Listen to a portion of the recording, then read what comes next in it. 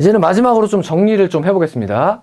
지금 공군사관학교에서 그럼 올해 바뀐 포인트들은 어떤 것들이 있는지 앞서서 쭉 설명했는데 그것들을 모아서 한번 말씀드려 볼게요. 자, 일단은 특별전형 대상자의 적용 범위가 바뀌었습니다. 과거에는 독립유공자와 국가유공자만 됐던 것이 국가보훈 대상자 전반으로 고엽제, 후유증이라든지 그렇죠? 이런 것들로 지금 좀 바뀌어 있다. 이거는 자기가 해당하는 것이 있다라고 하면 바뀐 적용 대상을 확인해 보고 국가보훈 대상자 전형은 무조건 교장 추천보다는 유리해요. 그러니까 대상자에 든다라고 하면 그걸로 원서를 내는 게 더 좋겠습니다.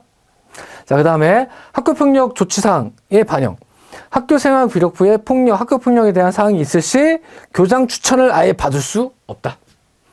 일반 전형은 쓸 수 있으나 종합심의위원회를 열어서 2차 시험 합불 여부를 결정하겠다. 사실 들어오지 말라는 거죠. 이러면. 그렇죠? 자, 그래서 공사만큼은 학교폭력에 대해서 아주 명문화해서 뽑지 않겠다라고 하는 걸 명시해 놨다는 거. 그 다음에 한국사 검정 능력의 유효기간을 폐지했다는 거.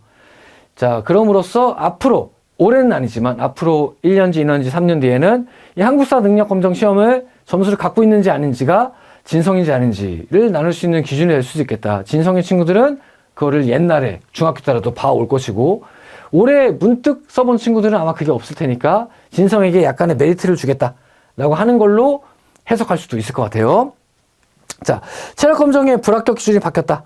예전에는 오래 달리기 플러스 두 가지 조건이 더 있었거든요. 15등급 이하가 2개인 친구들 혹은 전체 성적의 뭐 몇십 퍼센트 이하인 친구들까지 탈락시켰다라고 했는데 80점 이하는 탈락이다. 이렇게 했었는데 그 2개의 조건을 없애버리고 오래 달리기 기준만 적용했다. 그러면 체력을 역화시킨 것이냐? 그렇지 않습니다. 체력 검정의 반영 방식을 변화시킴으로써 오히려 체력 검정의 변별력을 확보했다. 과거에는 단위로 묶어서 오래 달리기로 얘기한다면 한 8초 정도를 한 단위로 해서 점수를 줬던 걸 이제 1초 단위로 점수를 다 세분화해서 주기 시작했다.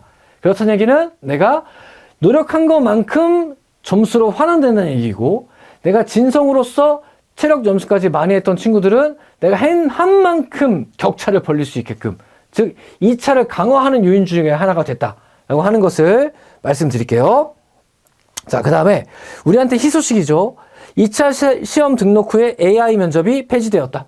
이게 사실 점수에는 들어가지 않는다라고 한다 할지라도 하고 오라고 하니까 면접 보조 자료로 쓰겠다라고 하고 오라고 하니까 굉장히 신경이 쓰이는 데다가 게다가 40분 이상 걸리는 굉장히 또 질문도 많이 나오고 해서 학생들이 저 망했어요. 너무 어려웠어요. 이렇게 얘기하는 부담스러움이 있었는데 여기 폐지됨으로써 우리한테는 조금 그래도 여유가 생겼다라고 하는 거. 그 밖에 마지막으로 비교내신 반영 방식이 조금 더 합리적이라면 합리적으로 좀 변했다.